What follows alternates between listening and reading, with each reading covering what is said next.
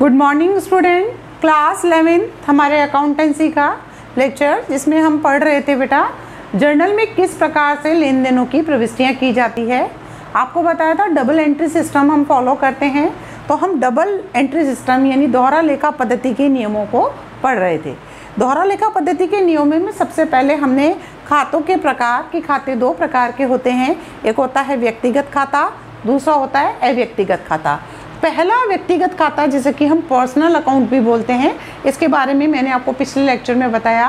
किसी भी व्यक्ति, किसी भी फर्म, संस्था या स्वामी का पूंजी खाता, आहरण खाता या प्रतिनिधित्व खाते जो किसी व्यक्ति विशेष को इंगित करते हैं और उनका ट्रांजैक्शन होता है, तो वो व्यक्तिगत खातों से संबंधित होते हैं। और उस व्यक्तिगत खाते का नियम था पाने वाले को डेबिट करिए और देने वाले को क्रेडिट कीजिए। ये गोल्डन रूल है हमारा पर्सनल अकाउंट का।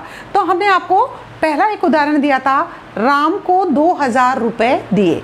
राम को दिए यानी राम क्या है, एक व्यक्ति विशेष है, तो यानी राम का खाता क्या हुआ, पर्सनल अकाउंट। दूसरा क्या दिए हमने, 2000 रुपये दिए यानी कैश अकाउंट। लेकिन कैश अकाउंट पर्सनल अकाउंट नहीं है, लेकिन राम अकाउंट है। तो राम कौन है, राम है पाने वाला।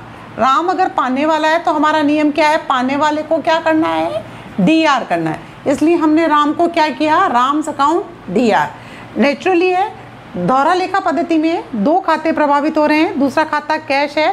तो अगर राम का खाता डीआर हुआ है तो दूसरा खाता जो कि कैश होता है वो ऑटोमेटिकली क्या हो जाता है, सीआर हो जाता है। तो सीआर के लिए हम सीआर शब्द का यूज़ नहीं करते, जर्नल में एंट्री करते हैं तो हम कैपिटल में 2 लिखते हैं बेटा। तो 2 का मतलब है टू कैश अकाउंट यानी क्रेडिट। तो आपने 2000 रुपये डेबिट साइड लिखे और 2000 रुपये कहाँ लिखे, क्रेडिट साइड लिखे। ठीक है, एक और उदाहरण देखते हैं हम। मोहन ने 50,000 रुपये लगाकर व्यापार प्रारंभ किया। ठीक है, यहाँ पर देखिए मोहन क्या है, मोहन है व्यक्तिगत खाता। मोहन ने रुपए लगाए, तो मोहन ने पैसा लगाया, इसका मतलब क्या है, पूंजी लगाई। क्या लगाई, व्यापार में पूंजी लगाई।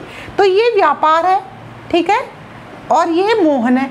ठीक है, मोहन ने व्यापार को क्या दिया, पैसा दिया। तो मोहन क्या है, देने वाला है। कौन हुआ मोहन, मोहन हुआ देने वाला। तो हमारा रूल क्या था, पाने वाले को डेबिट और देने वाले को क्या करते हैं, सीआर करते हैं। यानी मोहन का जो कैपिटल खाता है, जो मोहन व्यक्ति है वो जो पैसा दे रहा है वो कौन सा खाता कहलाएगा, मोहन का पूंजी खाता। तो मोहन्स कैपिटल अकाउंट जो होगा वो देने वाला है, तो देने वाले को हम क्या करते हैं, सीआर करते हैं। तो हमने क्या किया, मोहन का कैपिटल खाता सीआर किया। तो मोहन का कैपिटल सीआर हो रहा है तो व्यापार में क्या आ रहा है बेटा, कैश आ रहा है ना। तो कैश अकाउंट क्या हो जाएगा, डीआर। तो हमने क्या कर दिया, cash account DR to Mohan's capital account. क्या कर दिया, मोहन्स कैपिटल अकाउंट। 50,000 रुपये डेबिट साइड में और 50,000 रुपये क्रेडिट साइड में, क्योंकि डबल एंट्री सिस्टम के अंदर हमारा दोनों में बराबर राशि से क्या होता है, लेखा होता है। इस प्रकार जितने भी पर्सनल अकाउंट हैं जो किसी व्यक्ति के नाम में, अगर आपके कोई भी हम ट्रांजैक्शन देखते हैं उसके दो पक्षों में अगर एक पक्ष भी अगर आपका पर्सनल अकाउंट आ रहा है तो आप पर्सनल अकाउंट का नियम लगाएंगे, पाने वाले को डेबिट और देने वाले को क्रेडिट। और जो सेकंड जो उसका खाता जो इफेक्ट हो रहा है वो ऑटोमेटिकली विपरीत दिशा में, यानी अगर डेबिट है तो वो क्रेडिट हो जाएगा और क्रेडिट अगर पर्सनल हो गया है तो वो डेबिट हो जाएगा। जैसा कि मैंने आपको यहाँ राम्स अकाउंट डेबिट हो रहा था तो कैश अकाउंट क्या हो गया, सीआर। और यहाँ पर मोहन्स का कैपिटल खाता सीआर हो रहा था तो कैश अकाउंट क्या हो गया, डीआर। इस प्रकार से हम पर्सनल अकाउंट से संबंधित अपना नियम पाने वाले को डीआर और देने वाले को क्या करते हैं, सीआर करके इस नियम के हिसाब से जर्नल में प्रविष्टियां करते हैं। व्यक्तिगत खाते हैं ये 3 प्रकार के होते हैं। पहला होता है प्राकृतिक व्यक्तिगत खाता। प्राकृतिक व्यक्ति खाता जैसे राम का खाता, श्याम का खाता, सुमित का या जैसे मोहन का पूंजी खाता। ये सब कौन से खाते हैं, प्राकृतिक व्यक्तिगत खाते होते हैं। दूसरे होते हैं कृत्रिम। कृत्रिम का मतलब होता है जो प्रकृति ने नहीं बनाए, जो कानूनी विधान के द्वारा बनाए जाते हैं। जैसे कोई फर्म होती है वो बनाई जाती है लीगली, कंपनी है कंपनी एक्ट के तहत बनाई जाती है, बैंक है वो कोई व्यक्ति विशेष नहीं है, ये कृत्रिम व्यक्ति का प्रतिनिधित्व कर रहे हैं। संस्था है कोई भी, तो ऐसे खाते कौन से खाते कहलाते हैं, कृत्रिम व्यक्तिगत खाते। तो आप जैसे बैंक में अगर पैसा जमा कराते हैं तो बैंक क्या है, कृत्रिम व्यक्ति है। तो आपने बैंक में पैसा जमा करा तो पाने वाला कौन हुआ, बैंक पाने वाले हुए, तो पाने वाले को क्या करते हैं, डेबिट। तो बैंक अकाउंट क्या होगा, DR हो जाएगा। ठीक है, बैंक में जमा कराए पैसे तो पाने वाला कौन हुआ, बैंक। बैंक क्या है, व्यक्तिगत। कौन सा व्यक्तिगत खाता, कृत्रिम व्यक्तिगत खाता। तो बैंक अकाउंट DR, और आपके पास से दूसरा खाता यानी कैश जा रहा है तो टू कैश अकाउंट। ठीक है, इस तरीके से आप फॉलो करते हैं। तीसरा खाता होता है प्रतिनिधित्व व्यक्तिगत खाता। ये जो खाता होते हैं ये किसी विशिष्ट व्यक्ति या व्यक्ति के समूहों का प्रतिनिधित्व करते हैं।